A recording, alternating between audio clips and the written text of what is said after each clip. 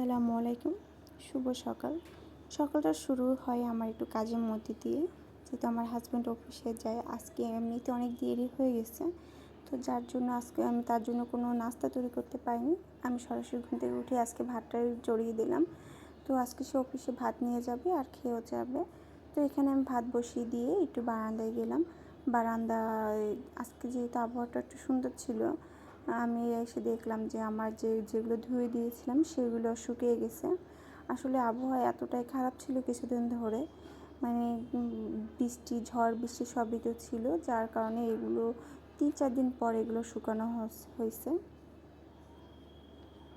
তো এখানে আমার কিছু গাছ আছে, এই গাছগুলো আসলে এত সুন্দর, মানে আমি একটা দুটো গাছ নিয়ে আসছিলাম, তো সেখান থেকে এখন অনেকগুলো গাছ হয়ে গেছে। এগুলো হতে বেশি সময় লাগে না, বড় হতে সময় লাগে না। তো এগুলো আমার রুমের ভিতরেও লাগাবো এই গাছগুলো। তো এখান থেকে আসলে আমি গাছগুলো দেখছিলাম যে কেমন আছে, কারণ আমি বাসায় এতদিন ছিলাম না, যার জন্য কোনো কিছুরই যত্ন নেওয়া হয়নি। আমার বাসায় এর আগে অনেক গাছ ছিল, কিন্তু আমি আসলে আমার বাবার বাড়ি যাওয়ার কারণে, এই যে পরীক্ষা দিতে গিয়েছিলাম, তো সেখানে যাওয়ার কারণে আসলে আমার এই গাছগুলোকে আর যত্ন নেওয়া হয়নি। আমার হাজব্যান্ড তো অফিসেই থাকে, সারাদিন পর অফিস করে এসে আর কি বাসার দিকে খেয়াল রাখা যায়, তো সে অতটা খেয়াল রাখতে পারেনি। তারপর অনেকটা চেষ্টা করেছে, তো যেগুলো মারা যাওয়ার সেগুলো তো মারাই গেছে। এই যে আর একটা গাছ, এই গাছটার নাম আমি সঠিক জানি না। এই গাছটার একটা ফুল ধরে, হলুদ ফুল, যখন ফুলগুলো একসাথে ফুটে থাকে তখন এত সুন্দর লাগে। আর এই গাছটা কে নাম কে কে জানেন অবশ্যই কমেন্টের মাধ্যমে জানাবেন। এই যে একটা কলা গাছের মতো গাছ দেখতেই পাচ্ছেন, এই গাছটাও মারা যাচ্ছে, হয়তো কিছুদিনের মধ্যে এটাও মারা যাবে। তো এখানে আমি এইগুলো দেখার পর গিয়ে বারান্দার যে কাপড় চোপড় ছিল সেগুলো দেখতেছিলাম যে সব ভালো মতো শুকিয়ে গেছে কিনা, কারণ আবহাওয়া এতটাই খারাপ ছিল। আমি ভাবছিলাম আমার এগুলো মনে হয় শুকাবেই না, এমন অবস্থায় ছিল। প্রতিদিনই বৃষ্টি ছিল, টানা কয়েকদিন থেকে বৃষ্টি, একদম ঢাকা শহর সব জায়গাগুলোই কেমন জানি হয়ে গেছিলো, খুবই খারাপ লাগছিল। এত টানা বৃষ্টি হওয়ার কারণে মানুষ হয়তো হয়তো পারেনি, যারা কাজের ক্ষেত্রে বের হয় তারাই হয়তো বের হয়েছে, কিন্তু অনেক মানুষই বৃষ্টির কারণে বের হতে পারেনি। তো এখানে আমি আজকে সকালবেলা আলু ভর্তা বানাবো, সে আলু ভর্তা খাবে। আর আমার হাজব্যান্ড আলু ভর্তা অনেক পছন্দ করে, কারণ সে আলু ভর্তা একটু ঝাল ঝাল দিয়ে সরিষার তেল বেশি করে দিয়ে তারপরে আলু ভর্তা তার খুব পছন্দ। তো আমি তার কথা মতোই আলু ভর্তা বানাচ্ছি। সে সকালবেলা আমি যখন ঘুম থেকে উঠছি তখন সে বললো, তুমি যদি ভাত রান্না করো তাহলে অবশ্যই আমার জন্য একটু আলু ভর্তা বানাবে কষ্ট করে। এই যে আমার কাজগুলো আসলে আমি একাই করতে খুব পছন্দ করি।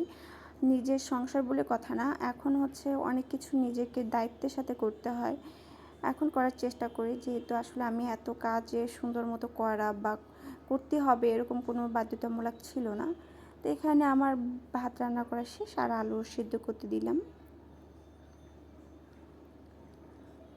তো আমি যেহেতু ইন্ডাকশনে রান্না করি, তাই আমার একটু কাজ করতে আসলে দেরি হয়ে যায়। এখানে আলু সেদ্ধ হয়ে গেছে, এই ইন্ডাকশনেই আমি মরিচগুলো ভেজে নেব। এই যে তাপ আছে, সেই তাপই মরিচগুলো সুন্দর করে ভাজা হয়ে যাবে। আমি এখানেই মরিচগুলো বেশি ভেজে থাকি, সুন্দর মতোই হয়, কোনো সমস্যা হয় না, পুড়েও যায় না। আপনারা ভাবতে পারেন যে কেন এখানে ভাজছি, আসলে এটার যে তাপটা থাকে এই তাপই সুন্দর করে ভাজা যায়, তাই আমি মনে করি ভাজাটা ভালো। আমি এর আগে অনেকবার ভেজে দেখেছি, না কোনো সমস্যাই হয় না, পুড়েও যায় না। অবশ্যই ভালো করে নাড়াচাড়া করতে হবে, কারণ ইন্ডাকশনের যে তাপটা থাকে এতে অনেকটাই পুড়ে যাবে, তাই আমাদের এটা ভালো করে নাড়াচাড়া করে নিতে হবে।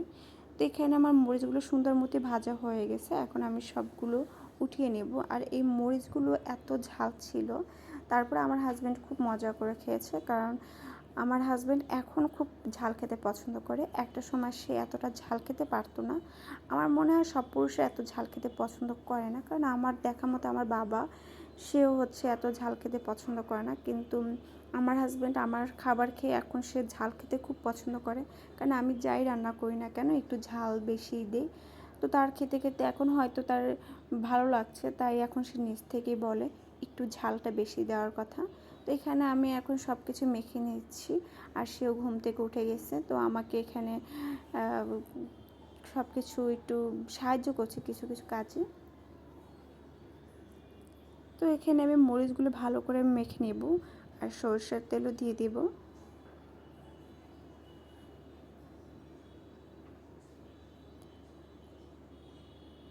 আসলে এই মরিচগুলোতে এত ঝাল ছিল, আমি বুঝতে পারিনি যে এত ঝাল বেশি হবে। পরে বানানোর পরে একটু দেখলাম না, একটু বেশি ঝাল হয়ে গেছে। আমি তো ভাবছি হয়তো এটা একটু বেশি বেশি হয়ে গেছে, একটু ভয়ে ছিলাম যে তার একটু কষ্ট হবে কি না।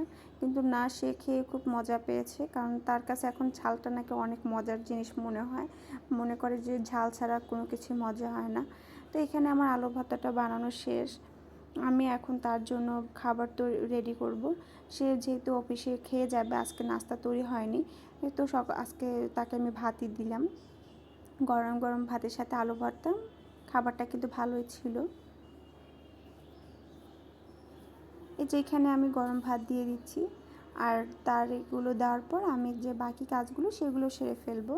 তাকে ভাত দেওয়ার পর আমি যে তার অফিসের যে খাবারগুলো দিতে হবে সেগুলো আমি রেডি করে দিব। এই টাইমটা আসলে আমার অনেক কাজের মধ্যে যায়, 1-1.5 ঘন্টার মতো।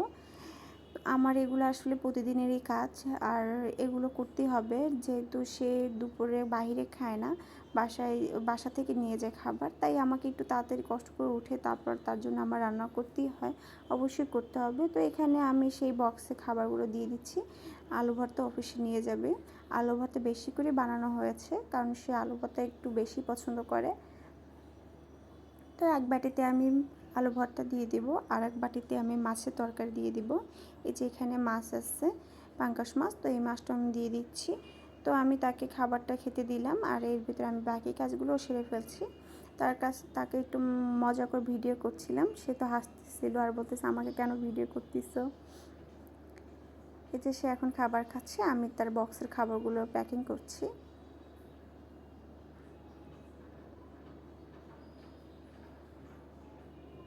আমার হাজব্যান্ড চেষ্টা করে বাসা থেকে সব কিছু খাওয়ার, কারণ সে বাইরে জিনিস খেলে তার একটু সমস্যা হয়। মাঝখানে আমি না থাকাতে সে অফিসে বাহিরে ভাত খেত বা কিছু খেত বাইরের জিনিস, একটু পেটে সমস্যা হতো। তাই এখন থেকে আমাকে বলে যে একটু কষ্ট হলো যেন সকালে আমি তার জন্য রান্না করে দিই। তো ভাতটা গরম থাকার কারণে ভাতের ঢাকনাটা সরিয়ে ফেলাম, আর এখানে আমি এখন ওর ব্যাগটা গুছিয়ে দেবে। এগুলো মাস্ট বি দিতেই হবে, কারণ তার কাজটাই হচ্ছে এই ল্যাপটপের মাধ্যমে। তো অবশ্যই আমাকে এগুলো মনে করে দিতে হবে। মাঝে মাঝে তো সে চার্জারটা নিতে ভুলে যায়। এই ভুলটা আমি করি না, ভুলটা সেই করে যখন আমি বাসায় থাকি না, তখন হচ্ছে সে অনেক সময় চার্জারের মানে চার্জার নিতে ভুলে যায় বা মাউস নিতে ভুলে যায়। তাই আমিও মাঝে মাঝে ভুলে যাই, তাই আগে আগে দেওয়ার সব কিছু চেষ্টা করি। তো এখানে আমার ব্যাগ গুছানোর শেষের দিকে। তারপর হচ্ছে আমি তার শার্ট প্যান্ট সব কিছুই কাছাকাছি নিয়ে দেবো, যেহেতু আজকে একটু বেশি দেরি হয়ে গেছে, এতটা দেরি সবসময় আসলে হয় না। তো এখানে আমি তার শার্ট প্যান্টও দিয়ে দিচ্ছি, যেন তার কোনো কিছু এক্সট্রাভাবে খুঁজে না নিতে হয়। তো এখানে তার রেডি হওয়া শেষ, এখন সে যাওয়ার পর আমার বাকি কাজগুলো করব। তো এখানে সে রেডি হচ্ছে, আর আমি তার পাশে গিয়ে দাঁড়ালাম, আর সে আমাকে 100 টাকা দিল। আমি তো মহা খুশি। তো সে যাওয়ার পর আমি দুপুরে রান্নার আয়োজন করছি। আজকে দুপুরে থাকবে তেলাপিয়া মাছ আর সবজি। তো আমি মাছগুলো ভিজিয়ে রাখলাম। এই যে মাছ কাটাও শেষ, এখন ভালো করে ধুয়ে নিয়ে তারপর হচ্ছে আমি মাছগুলো এখন ভাজবো তেলে। তো আমি একটু হলুদ মরিচ দিয়ে এটা মেখে নেব, লবণ দিয়ে দিলাম পরিমাণ মতো। ভালো করে মেখে নিতে হবে, যাতে সব মাছেই যেন মশলাগুলো লেগে যায় ভালো মতো। আসলে আমি যে এখন রান্না করতে জানি, আমি আগেও রান্না করতে জানতাম, আমি বলবো না যে আমি রান্না করতে জানতাম না, না আমি আগে থেকেও জানতাম। এই যে এখন আমি যে মানে রান্না করছি আমার কষ্ট হচ্ছে না, কারণ আমি আগে থেকে একটু জানতাম। তো এই যে আমার এখন মাছগুলো ফ্রাই প্যানে দিয়ে দিলাম। আমরা যেহেতু দুজন থাকি, তাই আমি 4 পিসই রান্না করছি, যেহেতু দুপুরবেলা খায় না, তাই আমার এগুলোতেই হয়ে যাবে আমি আশা করছি। মাছগুলো ভালো করে ভেজে নিতে হবে, কারণ মাছ ভাজাটা আমার কাছে মনে হয় যে দরকার। যেহেতু আমরা তো আর যেহেতু চাষের মাছ খাই, চাষের মাছগুলো আসলে না ভাজে খেলে কেমন একটা গন্ধ আসে, আর ভালো করে ধুতে হবে। আমি কিন্তু বেশিরভাগ ধোয়ার কারণে আমার মাছগুলো বেশি ভেঙে যায়। এমনভাবে ধুই যাতে গন্ধ না আসে, আর এই কারণে আমার মাছগুলো বেশি ভেঙে যায়। তো এখানে আমি মাছগুলো একটু ভেজে নিলাম ভালো করে।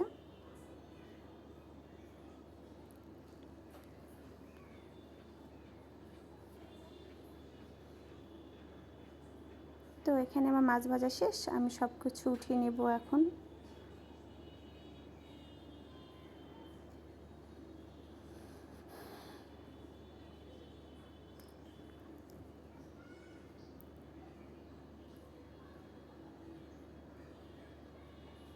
এখন পেঁয়াজ কুচি দিয়ে দিব, ভালো করে এটাকে ভেজে নেব একটু।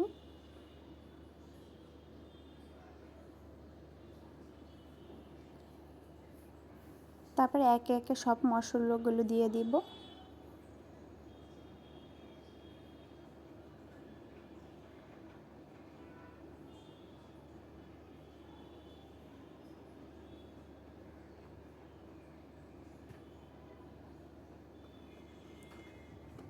লবণ অবশ্যই পরিমাণ মতো দিতে হবে।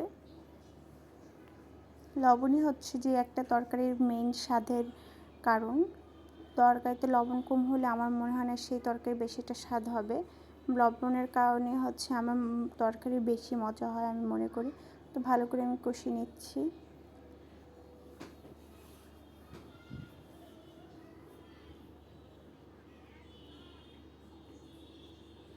এখানে পানি দিয়ে দিলাম আমি ভালো করে কষানোর জন্য। তো এখন আমি বেগুনগুলো দিয়ে দিব।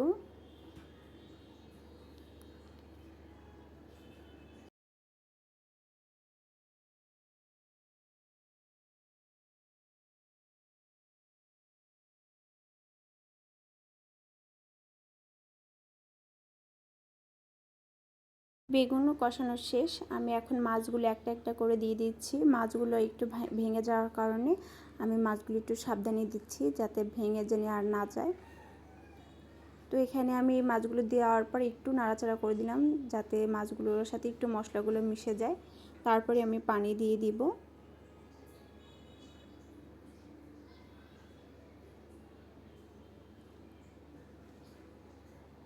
তো আমার রান্নার বসিয়ে দেওয়ার পর আমি আমার বাসার কাজগুলো করছি। বাকি যে কাজগুলো আমি সকালে ওঠার পরে বাকি একটু একটু যেগুলো পারি করে রাখি। আমার বাসায় আসলে এত পরিমাণে ধুলাবালি আসে, রাস্তার পাশে বাসা থাকলে যে সমস্যাগুলো হয় আর কি। তো আমি আসলে সব কিছু সুন্দর মতোই করার চেষ্টা করি, কারণ ধুলাবালিতে আমার একটু সমস্যা হয়, আমি থাকতে পারি না। এক কথা হচ্ছে, এখানে আরেকটা কথা বলে রাখি, এটা সম্পর্কে আমি ডিটেলস তেমন কিছু জানি না, শুধু এতটুকু জানি যাদের রক্তে সমস্যা আছে বা যাদের শরীরে রক্তের পরিমাণ কম থাকে তারা এটা খেলে তাদের স্বাস্থ্য মানে ভালো হবে। আমার হাজব্যান্ড এটা খেয়ে থাকে, তাই আমি আপনাদেরকে বললাম। তো এখানে আমার তরকারিটাও হয়ে গেছে, আমি আর বেশি এটা ঝোল টানাবো না, এটা এতটুকুই থাকবে। তো আমার রান্না করা শেষ হওয়ার পর আমি সব কিছু এখন আবার পরিষ্কার করে নিচ্ছি। যখন এই কাজ তখনই করার ভালো। আমি এগুলো পরিষ্কার করে নিচ্ছি, যেহেতু তেলের জিনিস এগুলো, তেলের কারণে এইসব জায়গাগুলো বেশি ময়লা হয়ে যায়। তো আমি এগুলো তখনই পরিষ্কার করে রাখি।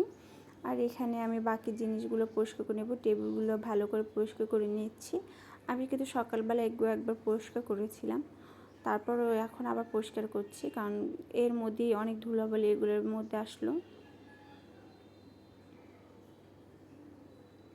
সাদা জিনিস যেহেতু একটু ময়লা পড়লে বোঝা যায়, তাই আমি বারবার এগুলো কিছুক্ষণ পর পর এগুলো পরিষ্কার করার চেষ্টা করি। আর জানলার সাইডে এই ফার্নিচারগুলো ছিল, এগুলো তো আরও বেশি ময়লা একদম পড়ে থাকে। তো একটু ভেজা কাপড় নিয়ে তারপর হচ্ছে এগুলো পরিষ্কার করে নিচ্ছি।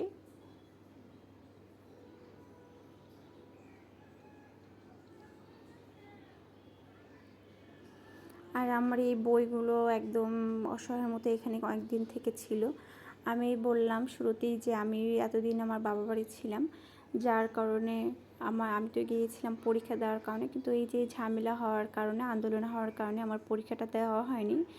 আমি অনেক দিন ছিলাম, ভেবেছিলাম হয়তো পরীক্ষাটা হয়ে যাবে, যেহেতু আমার ফাইনাল পরীক্ষা চলতেছিল, এর জন্য আমি ভাবছি যে পরীক্ষাটা হয়তো হয়ে যাবে, কিন্তু না, আমার পরীক্ষাটা হয়নি।